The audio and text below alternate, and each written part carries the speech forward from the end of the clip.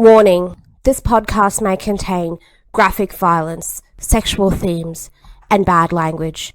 If our language offends you, we apologize, but we do not give a fuck. Be mindful of your kids listening. The Evil Never Dies podcast.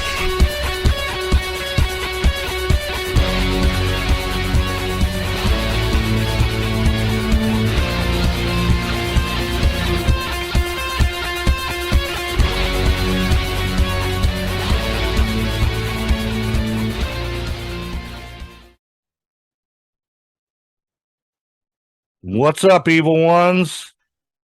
Thanks for listening to the Evil Never Dies podcast.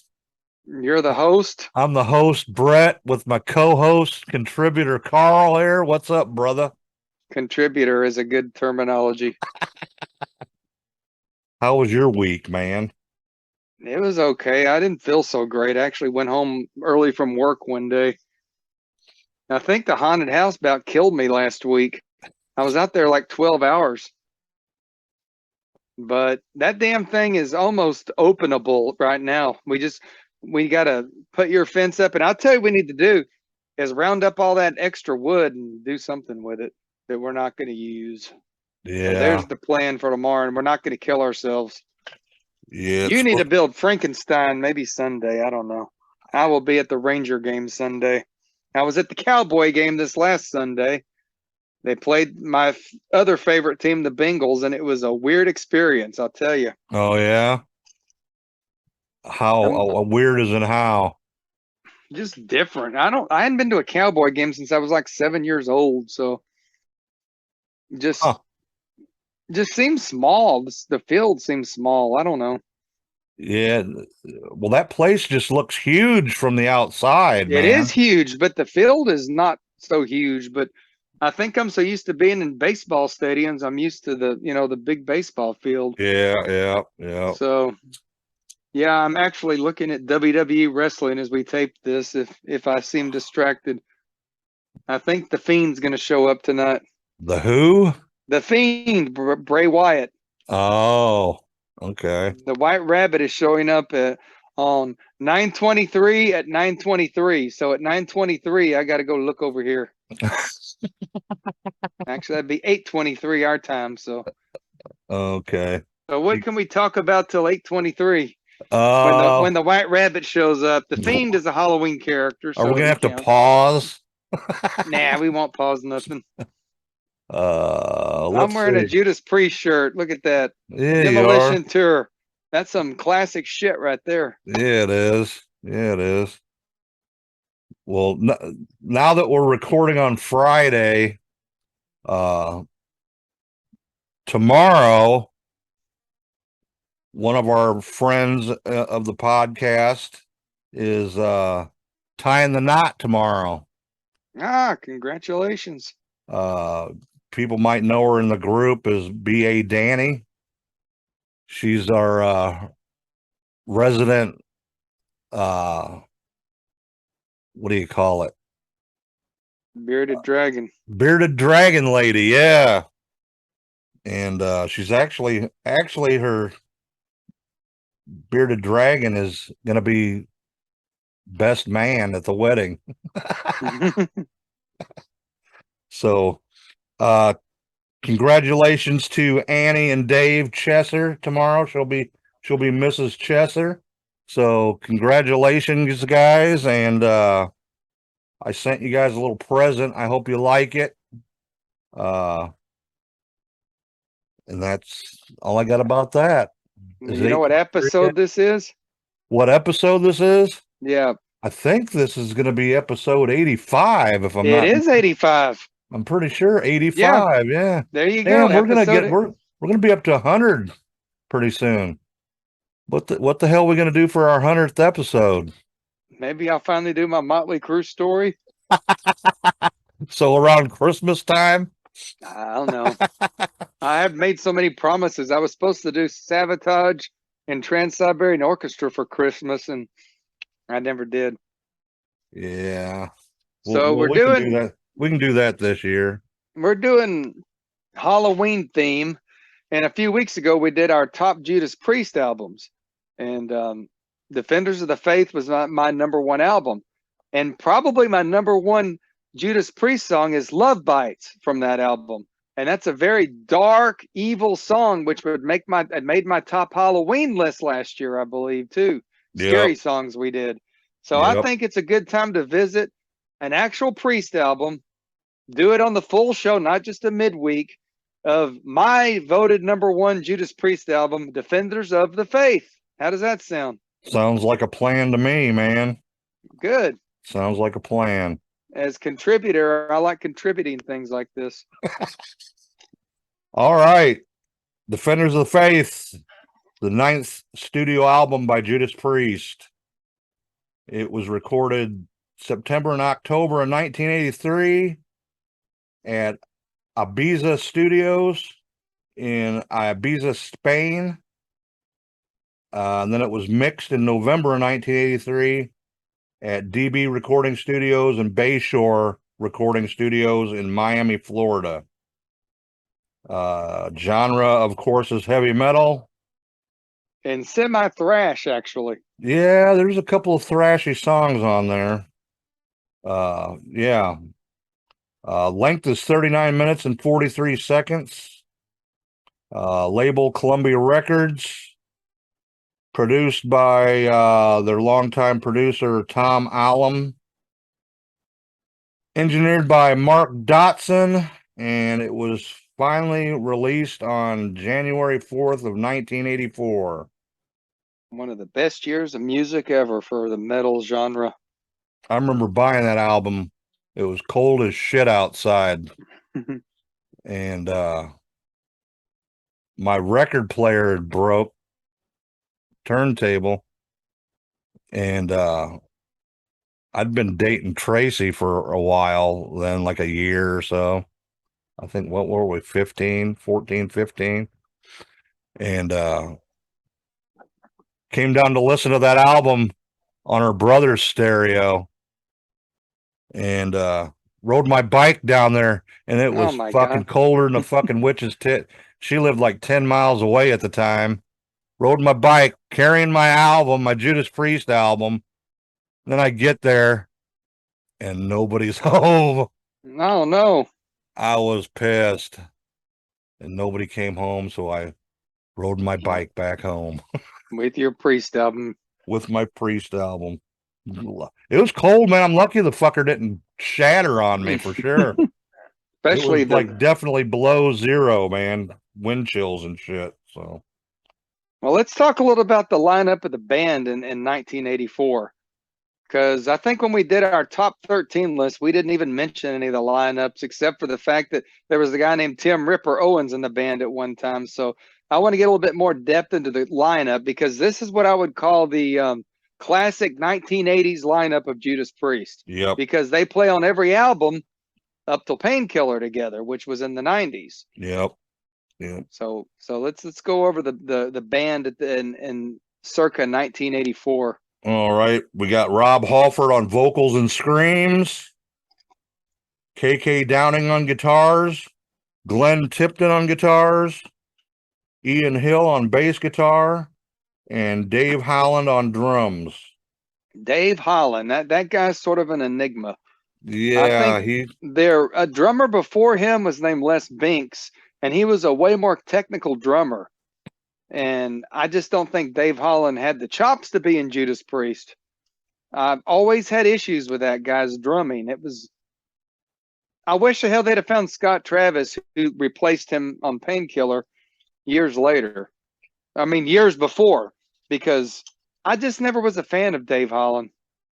Les Binks was by far better. Yeah, he had a different look to him and everything than the rest of the band, you know? Creepy looking guy. Yeah. I mean, I have that poster from, I think it's Screaming for Vengeance, which was 82.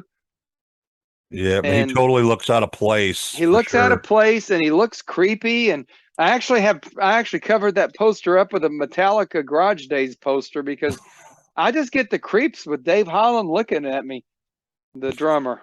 He just didn't really seem to fit Priest. Yeah. That's my opinion, and my opinion only. I'm sure a lot of the hardcore Priest fans will, oh no, but Well, I think he's just a good drummer. I thought he was an adequate drummer. I think they put a lot of effects on Dave Holland's shit. I know they did in not Painkiller, on Turbo and Ram It Down, which is the albums that follow this album. Yeah. But I think they really have to spice his drumming up a little bit. Yeah, and the guy got in a little trouble. We want to go over that a little bit. I mean, I guess we could.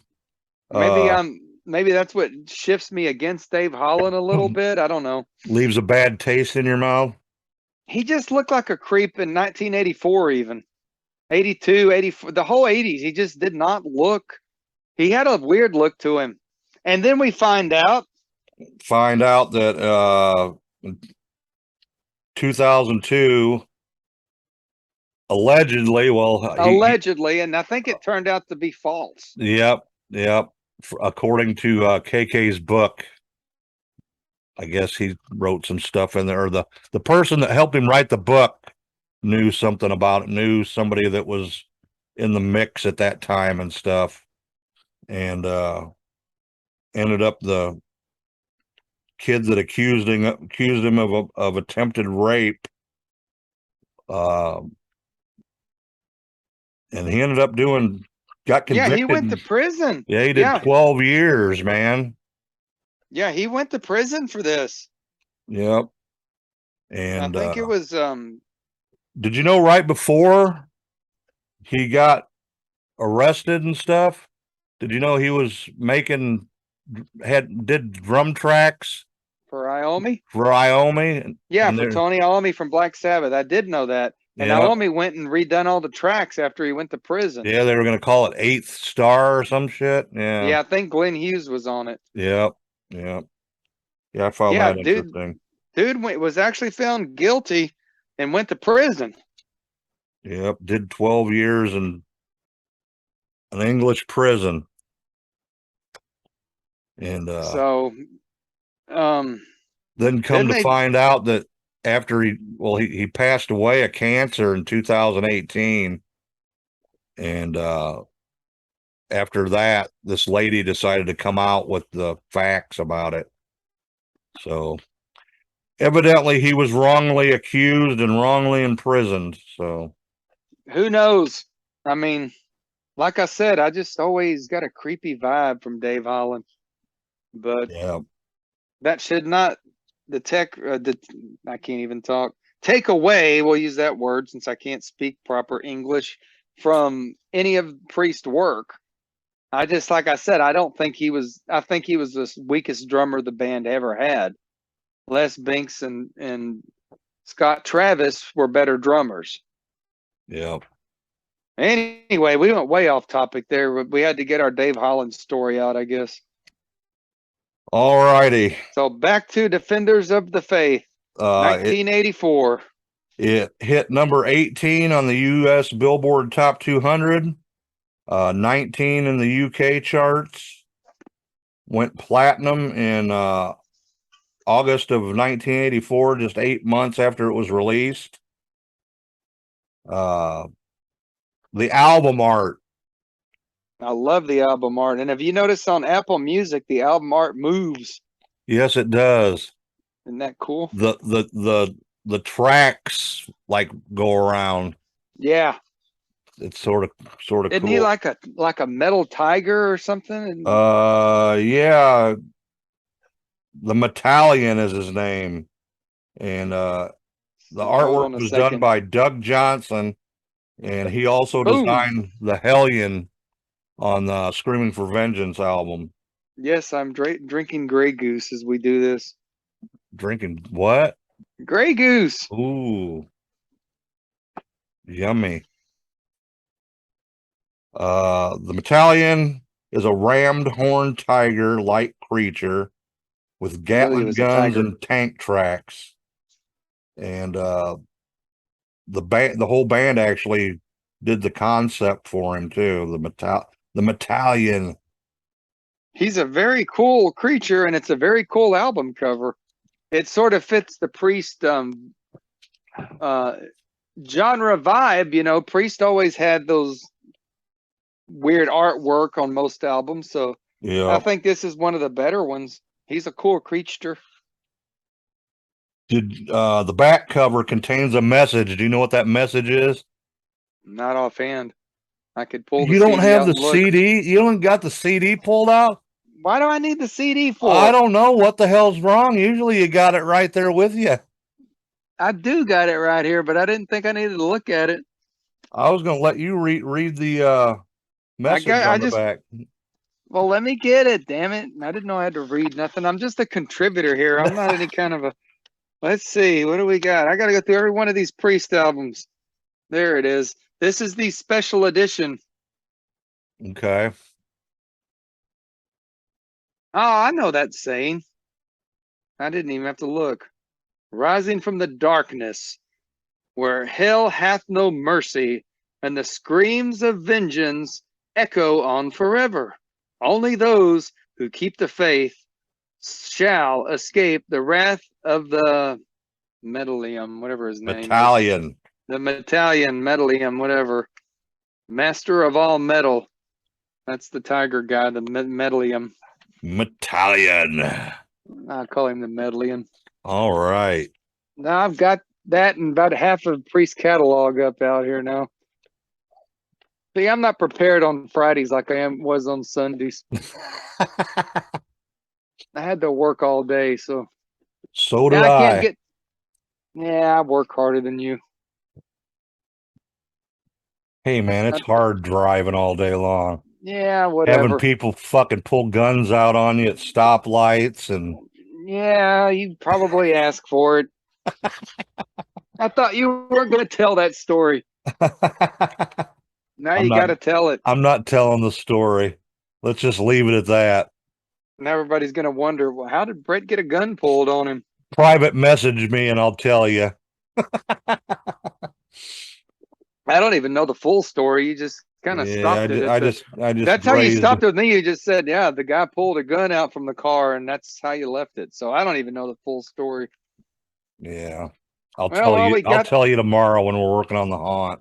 God, I'm so good. Look at this. I've got the original CD cover that I had kept from the original album. And it has the good picture of KK, Glenn Tipton, and Rob there. Ian Hill's hidden in the back like always, and there's Dave Holland. So, how come bass players always get the shit, man? What's up with that? I don't know, but he's always stood in the back. Just band jokes and all kinds of shit's always about the bass player, you know? Yeah, that's sort of true, I guess. I'm trying to see what the remastered album just sort of is way different than the original. They don't have they have different pictures. This CD is one the remaster that they did in 2001. I think it was 2001 with the two extra songs, the two bonus songs. Yeah, two extra songs. Okay, this CD is one from a set of 12 remastered albums. One each contains bonus tracks. In total, the collection has 26 bonus tracks, which include 9 previously unheard studio tracks and 17 songs never before released on live performance on an album. Is that the one with the live discs, or no? That came out. Yeah, that came out in 2020. I thought it was 2015 when it came out. It might have been. It was the 30th anniversary, so it might have been 2014. That would have been the 30th anniversary. Yeah, I was going to go over that when we do the track list here. No, we got the original remaster CD right here. Now that Brett pointed out I didn't have my props ready. I looked for that and I couldn't find it on Amazon, so that must be pretty rare. It must be out of print. I've even got point of entry on the remaster. So, ooh. All right, let's go over the track list. Let's do, because that's my favorite part of it. You know, when the one little cut in, then I'll let you go. Okay. When we started this show, remember I said, well, I'm not a big album review person. I'm more of a band person and a song person. But this is one album that I can listen to from start to finish without problem, without getting bored. So let's hit the tracks. because I All like right. every one of them. Side 1, track 1, Freewheel Burning. And that was their first single off the album, released in December 1983. And I remember when that first came out and couldn't wait for the album to come out, man. Yeah, because that was a thrash song. There's no Yep. doubt in my mind. I mean, that was probably about the heaviest song maybe Priest had put out at that point. I don't know. Oh no. Screaming for Vengeance had some pretty Screaming for Vengeance, the bad, song hard, is pretty fast heavy stuff. too. So yeah. All right, track 2, Jawbreaker. That might be the weaker of the tracks, and it's still a good song. Yeah. And that song has been covered by the bands Rage and Sabaton. Sabaton? Yep. They're like a I don't know those death guys. metal band. Oh, no wonder I don't know them. Yeah, you don't like death metal. Death metal's not music, it's Cookie Monster growls. All right, track 3, Rock Hard Ride Free, which is the same riffs as what song, Carl? What You don't song? know? You don't know? They ripped off a song? No, well, their own song. There's a song on You're just Hellbent for making Leather shit up called now. There's a song on Hellbent for Leather called Fight for Your Life. It's the same riffs Those and songs music. sound nothing alike. Well, that's where they got that's where they got this song from. How do you know all this? I've got my sources. Nah, you're making shit up. No. That song. I'm gonna play those two songs, and they don't sound anything alike. Okay. You wait. You wait and see. No, you wait and see. I'm right and you're wrong. So boo. You're just making shit up. You believe anything people say, don't you?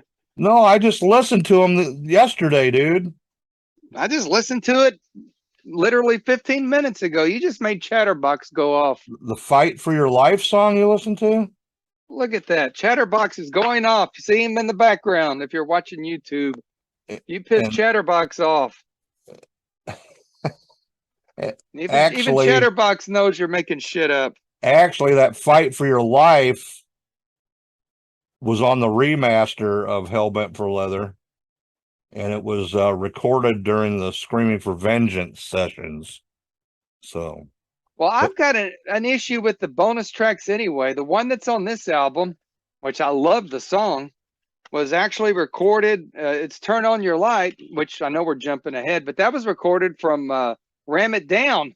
yeah, or Turbo. yeah. So I don't know Turbo. why they didn't put songs recorded from the albums onto these bonus tracks. I think they just needed shit to add in for a filler, probably. Maybe so, or get idiots like me to rebuy the album again. Yep. Which I would have bought it without the bonus tracks back then. So, all right, track 4, The Sentinel. That's a great song. Yeah, it is. I always thought that was the name of the tiger creature. I thought he was a sentinel. And that song was covered by Machine Head on the special edition of their album Unto the Locust in 2011. Have you heard that version? Yeah, I do like that version. I like Machine Head. They're a good band. Yeah, they do a good job on that. And they also covered Rush's Wish Hunt on that album. Yeah, that Machine Head's good. I won't trash them guys at all. I've seen them actually open for Megadeth once. Oh. All right. On to side 2. And my favorite Judas Priest song ever. Love Bites. Love Bites. And that was released as a single April of 1984 and also had a music video on MTV. And the video sucked. The song is brilliant, but the song like is Rob great. Had him a fresh haircut. Yeah, I don't know what was going on in that. I don't think Priest have ever made a good music video. They're always silly. Yeah, the Screaming for Vengeance video always used to crack me up when the guy's pants fell down when they shot him and his pants fell down. Yeah. Thought that well, let's cover Love Bites here for a minute. Okay. This would have been the very first Judas Priest song that I ever heard.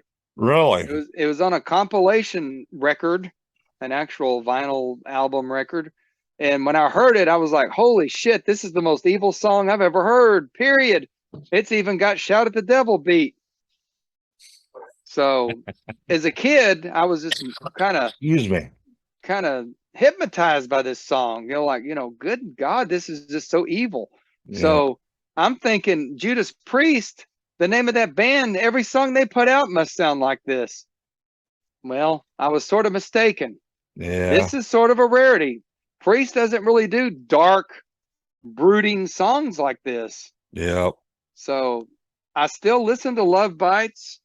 It's always on my top spooky, scary songs. I consider it a vampire song. I think this vampire is basically killing and eating somebody. This is a dark, evil song. Yep.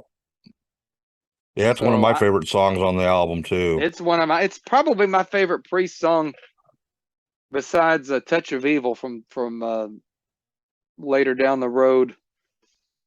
We'll get there. We'll get to that album at another time. Yeah, that's a good fucking album too. That was my number 2, but I think this is probably my favorite Priest song. I still like Love Bites. I actually had a Halloween mask as a kid that I had paired up with the song Love Bites. It was this skeleton mask that had a wig built into it, and I called it the Hat Man. Don't ask me why. I was a kid. This is pre-haunted. Yeah, because I had this hat I'd put on, and I'd wear the hat. He was just called the Hat Man, and his theme song was. There's an entity out there that's supposed to be called the Hat Man too. Well, I had a Halloween character called the Hat Man before I ever worked haunted houses. That's cool. All right. But that was his theme song, Love Bites. Okay, cool. Chatterbox is going off again. Why? Because he likes Love Bites. Now we get to number 6. Oh, let me tell you, before we leave Love Bites, this is another, I bet you don't know this one. You do know Judas Priest got sued for subliminal messages, right? Yeah, for them kids committing suicide or whatever. And it was a song better by you, better than me. Yeah. Well, they claimed there were subliminal messages in that song, but during the trial, it came out that Judas Priest had never used subliminal messages except one time and on one song. Guess what that song is? Love Bites. Love Bites. There's subliminal messages in it. If you listen to it, you'll hear it after the guitar solos, and it goes into the chorus. You knew at first sight you would join my attack. You can hear in the background there's subliminal messages. Really? What's it say? I don't know. It's just kind of mumbled in messages. They're subliminal. Okay, so. But Priest admitted that is the only song they ever put a subliminal message in was Love Bites. But that's not what they got sued for. It was better by you, better than me, whatever the. Better by you, better than me. Yeah, that was actually a cover song, I think. On Stained Class. It was from Stained Class. That's what they got sued for, which was prior to Painkiller. But yes, so Love Bites does have some subliminal messages in there. So try to take a listen next time. Yeah, I'm gonna have to do that. So let's move on to number 6. Track 6. Another controversial song. Eat Me Alive. Oh, yeah. Very controversial song. So much that it made the list. That it got the Parents Music Resource Center, or the PMRC, headed up by the one and only Tipper Gore. The Filthy 15. The Filthy 15, and it got number 3. Yeah. I think, what was number 1? I think it was Animal from Wasp. Yep. I don't know what 2 was, but number 3 is Eat Me Alive. And she said that the song was about forced oral sex at gunpoint, which actually that's what the song is. That's what the lyrics say. That is what the lyrics are about. And whether you're male or female, you're at gunpoint. So, and in response to that, you know what Judas Priest did? On the next album, they had a song called Parental Guidance. Parental Guidance. So, which is was sort of my theme song of 1986. I was being a little rebel by then. You rebel. But that song made the Filthy 15, and it is a pretty vulgar song, I would say. Of course, Priest is known for these type songs. Yep. Probably 50% of their stuff is talking about shit like that. So Yeah, I wish they'd have done more Love Bites and Touch of Evil songs. But they chose, Rob was the lyricist, and he had different lyrics in mind, like "Eat Me Alive." yep. So they got put on the list for that one. Yep. Got put on the naughty list by So old Tipper. Number 7, we have "Some Heads Are Gonna Roll." I love that song too. And that was written by somebody else, I think. It was written. Who the hell was that song written by? Let me look. I had it. I forgot to write it down, but I don't know. Somebody wrote it. I don't have any notes. I'm going off. I usually don't have notes. I do all this off the top of my head, and now that I'm getting old, I start to forget things. but that was also released as a single in February of 1984. And it was also Cactus Jack's theme song briefly in wrestling. Oh, really? Yeah, before anybody knew who he was. He was just a local wrestler in Dallas. Huh. So Foley's a big Priest fan, huh? I doubt it. I think whoever was doing the songs just played it. Just played it for him? Probably. But I remember him rolling around on the ground while that song played. That was in his Cactus Jack Manson days, actually. All right. Track number 8, Night Comes Down. Another song that I love. And it's got a creepy vibe to it as well. Yep. It's sort of like almost on the verge of a ballad in a way, Sort of. It's sort of got a ballady. The closest thing you'll find to a ballad at this point for Priest. On this album, for sure. Yeah. On this album. And this is a pretty heavy album. And that song is definitely maybe shows a little bit of what's coming in the next couple albums with Turbo. Yep. A little more commercial. They probably should have pushed this as a radio song. Probably, yeah. I don't know why they didn't, but they did not.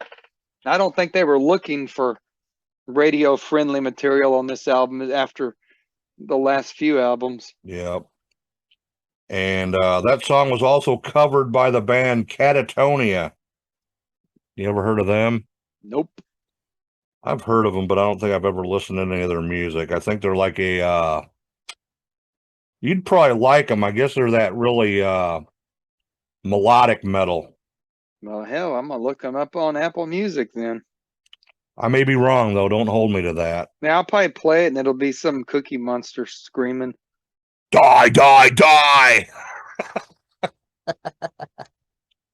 All right. On to track 9. Heavy Duty. Yeah, track 9 and track 10 are sort of the same thing. Yeah, they sort of meld into each other. And track 10 is title song to the album, Defenders of the Faith. And like you were talking about earlier, 2001, they reissued it, added 2 bonus tracks, Turn On Your Light.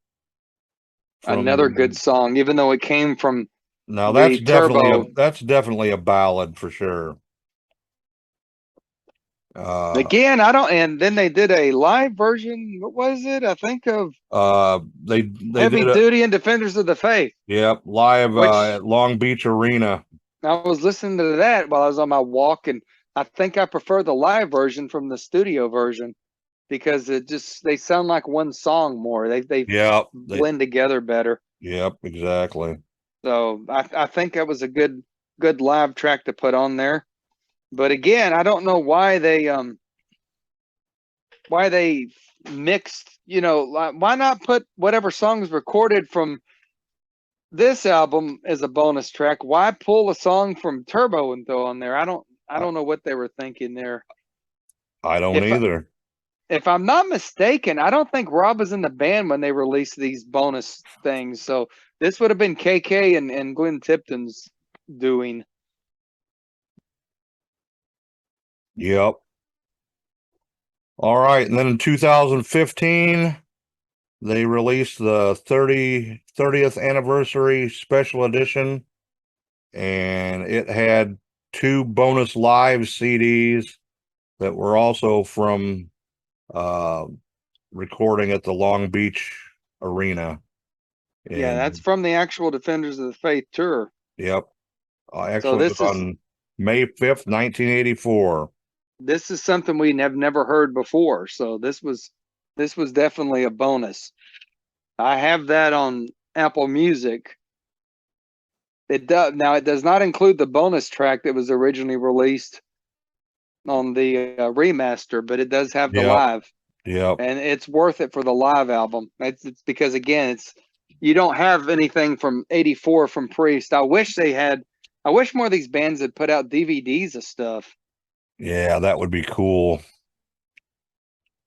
But it's a good live album, and Long one too. it is very long. It's a 2 CD if you actually buy the CD. Yeah, they headlined that tour for sure. I think they were headlining since the 1980. Because remember they had Maiden opening for them. Yeah. All right, let's go over the tour a little bit. Yeah, let's do, because that would have been a great tour. But unfortunately, I was running around wearing a Hat Man mask in 1984. So yeah, I was not at the Judas Priest concert. I was too little for that then. Well, I would have went, but I think the closest place was Chicago from where I lived, and I didn't have no way to get there at Yeah, that 14, makes 15 sense. years old, so Yeah. But I seen kids at school coming to school with the tour shirts and stuff, I was like, fuck. Yeah, exactly. Jealous, man. Jealous. I'm jealous, and I would have been too young to gone. Yeah. The tour actually started January 20th, 1984 in Copenhagen, Denmark. They did 7 dates and all in Europe and France and all that over there, Germany. And they actually had Ted Nugent opening for them. That's sort of different. And I guess Nugent had sort of fallen out of his commercial limelight by 1984, though. I guess he just played at some bar down in Mansfield or some shit the other night. He usually plays at Billy Bob's when he's in town. Well, he played I had seen somebody posted something about he played down at some place down in Mansfield. There's a Fat Daddy's down there. Maybe that's where it was. I don't know. That's an awful small place for Nugent to be playing. I don't know. I think they're doing a remodel at Billy Bob, so maybe they're not booking shows right now. They're actually making the ceiling bigger. Billy Bob's is a country place, but a lot of rock bands play there. So Nugent plays there a lot. Styx has played there. So there's a lot of good rock bands come through there. And they're doing a big remodel. So maybe Nugent was coming through town, and I mean, I don't think he could sell out of Dickies Arena at this stage. Oh no. So I guess especially with his mouth. Yeah, he is a loudmouth. I saw Nugent, and it was about 2 hours of talk and 1 hour of music. So Yep. Not getting political here, but yeah, it was a little much. Just he wouldn't shut up. I had a friend of mine, he won a meet and greet. This was back, I forget which album it was. It was mid 80s. He won a meet and greet off the radio station. And when he went, he was like the only partying like type dude that was there, Everybody else is there with their bows and arrows and shit, wanting to get their shit signed. And he's there, oh yeah, good show, And I guess he lit up a cigarette, and oh hell, fucking Ted told him, put that fucking cigarette out. Terrible Ted was not happy. Yeah, so he got booted out of the fucking meet and greet, dumbass. So Nugent was opening act. That's sort of a weird combination. Yeah, no shit, huh? Then they hit North America, and they toured with Great White and Kickaxe.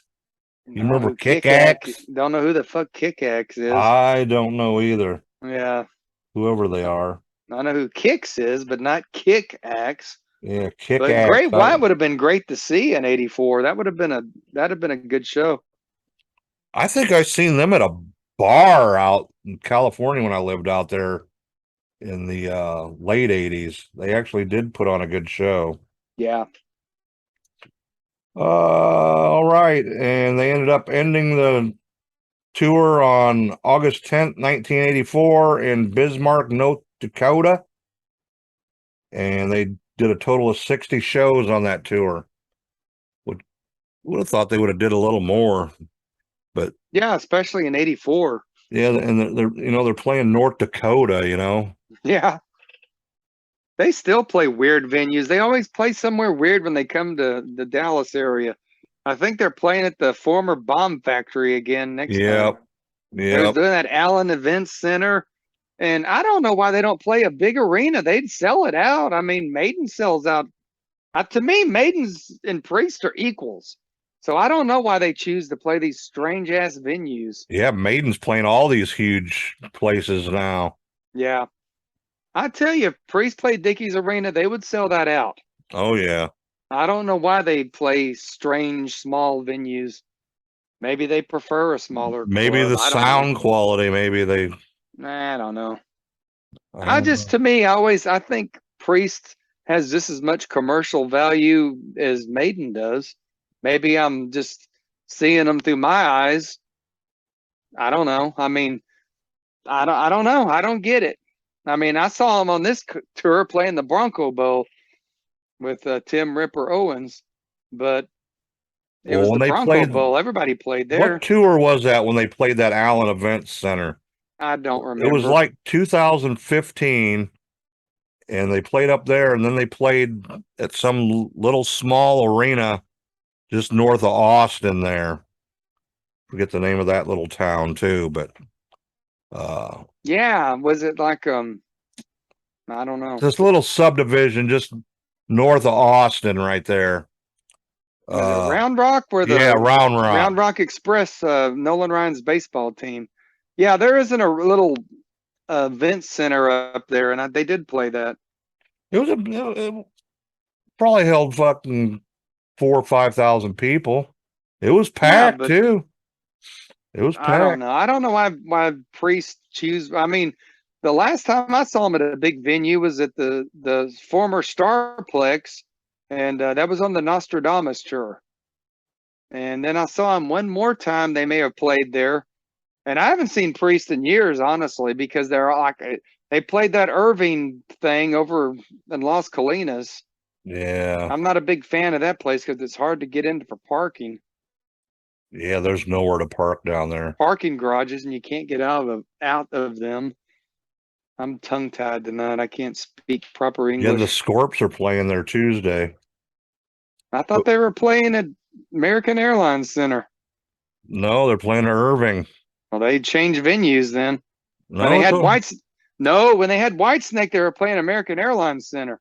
And I kept saying, "There's no way the Scorpions can even draw half a crowd into that place." So maybe that's why they're at the Irving thing. They were banking on Whitesnake to get them some butts in the seats, I think.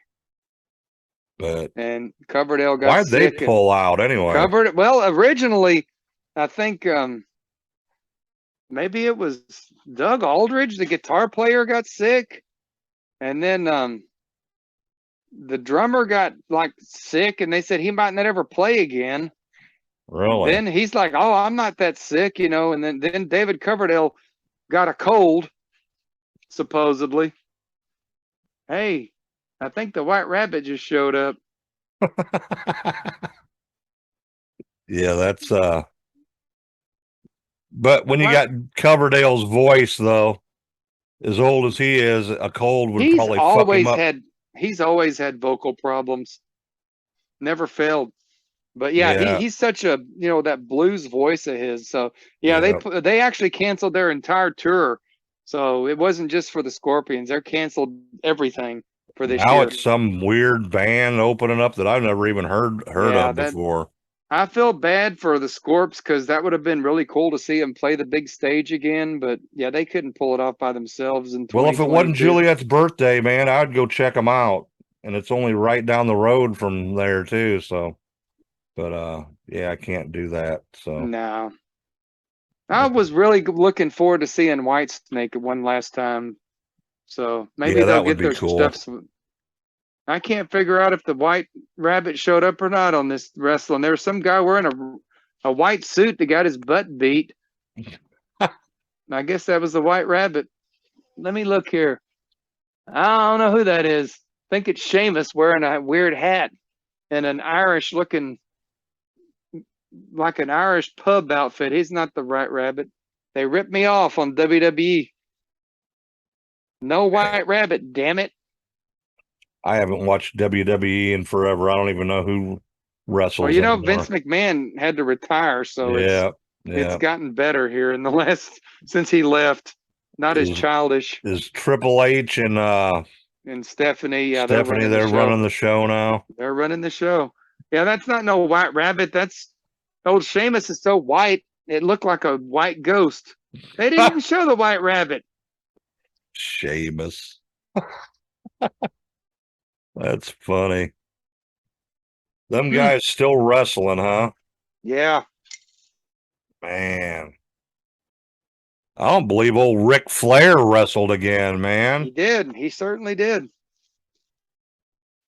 He come out bloody too, I heard. Oh, of course. He's gonna blade. It's Ric Flair. I just got another that blonde hair it looks marvelous bloody. Tonight I got home and got on the phone and my buddy T-Mart, he does a lot of wrestling signings, virtual now. And I've bought a lot of stuff from him over the years. And there sit Barry Windham and Mark Rotunda signing autographs. And I asked him, hey, do y'all got a picture of Barry with the NWA, the gold belt, the one that I got over here, actually? And yeah. We'll get you hooked up. So I'm getting another autographed Barry Windham picture in the mail. So that's cool. Pretty excited about that. Yeah, I used to be all over the wrestling stuff, man, back in the late 90s, early mid 2000s. We probably went to I used to get free tickets from work from the cable company all the time. Shit, we'd go to Chicago and see pay-per-views and you realize this isn't a free-for-all, right? Oh, we're going off subject. Yeah, we're supposed to be talking about Defenders of the Faith. Oh, see, that's why I don't do midweek episodes with you. Because they'd end up being 3 hours long. So we turned an album review into now we're talking about this. I think next week we're due for a free for all. Yeah, we are, aren't we? So hold on to that thought. It'll be the first of the month.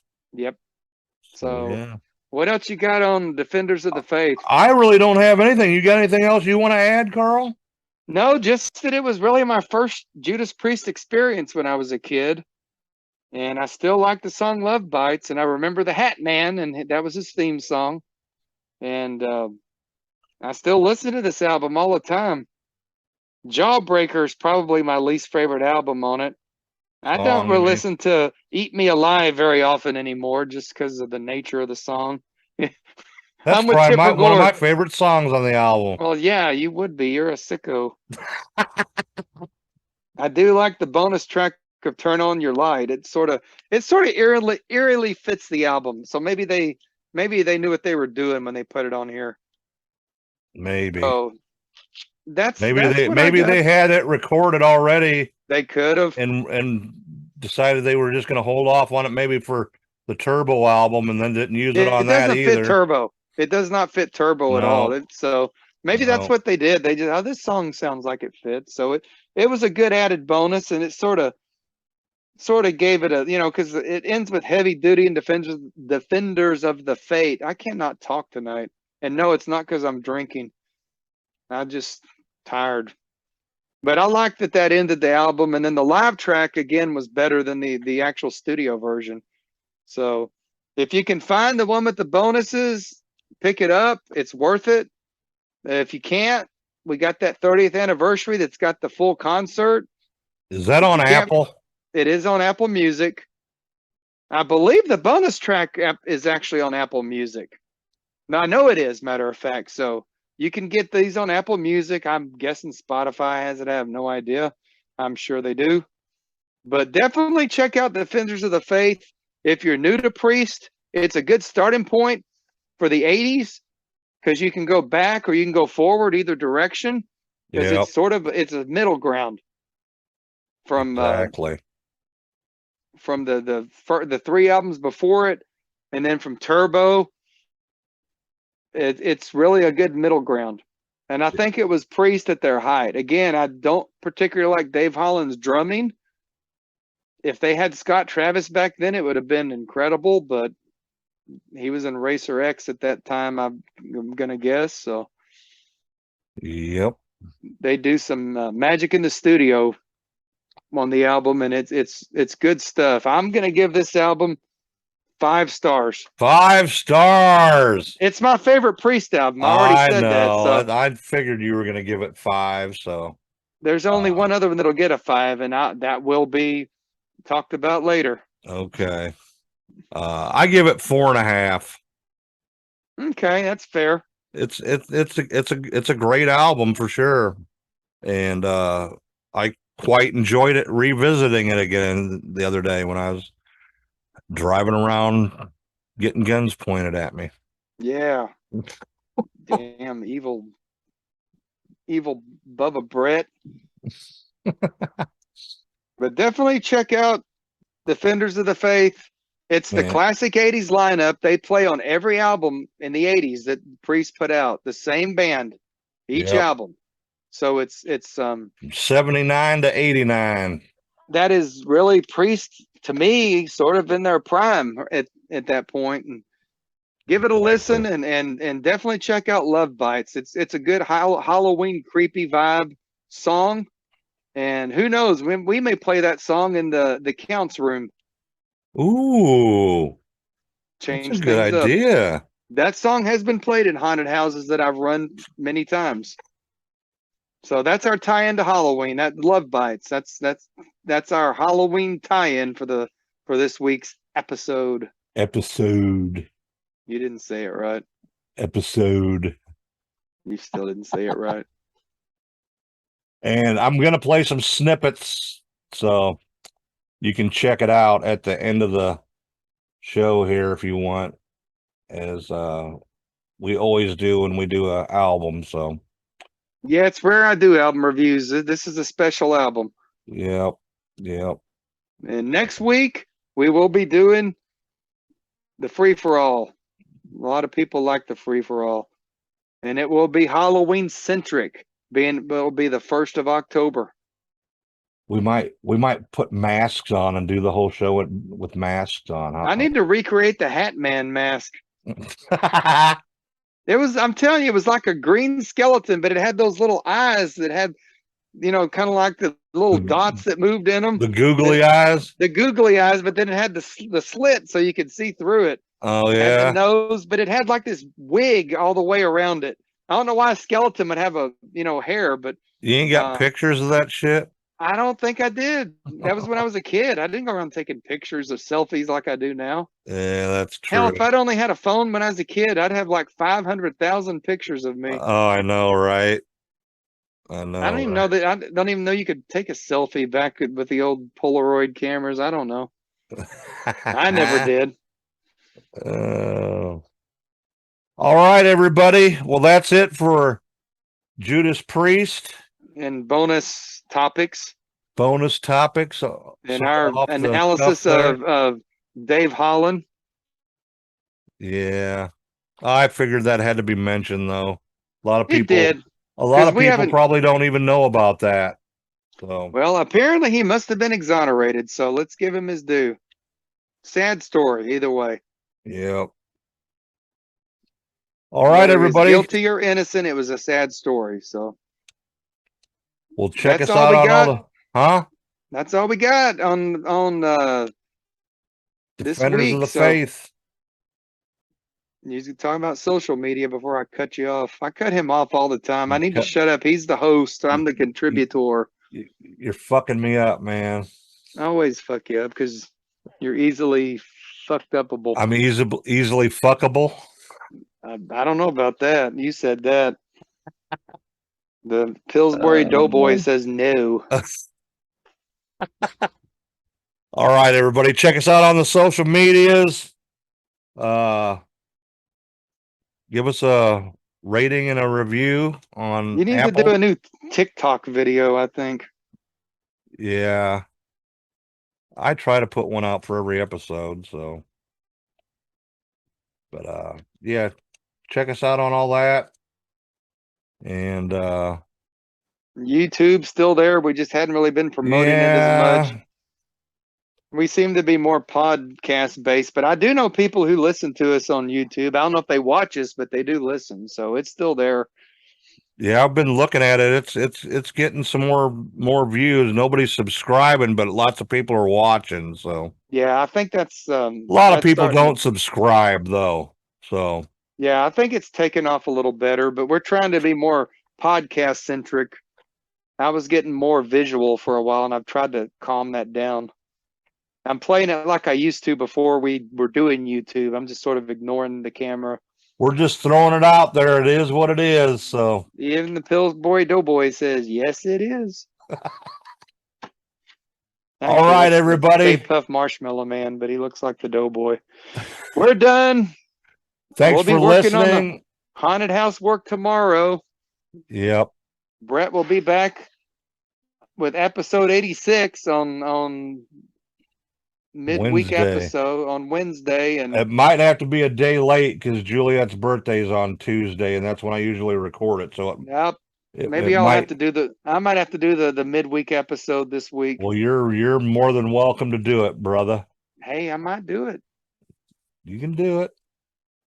People would freak the fuck out, wouldn't they? I'm gonna do it then, just to freak everybody out. All right. Thanks, everybody. Stay evil. We'll talk to you later, and stay evil.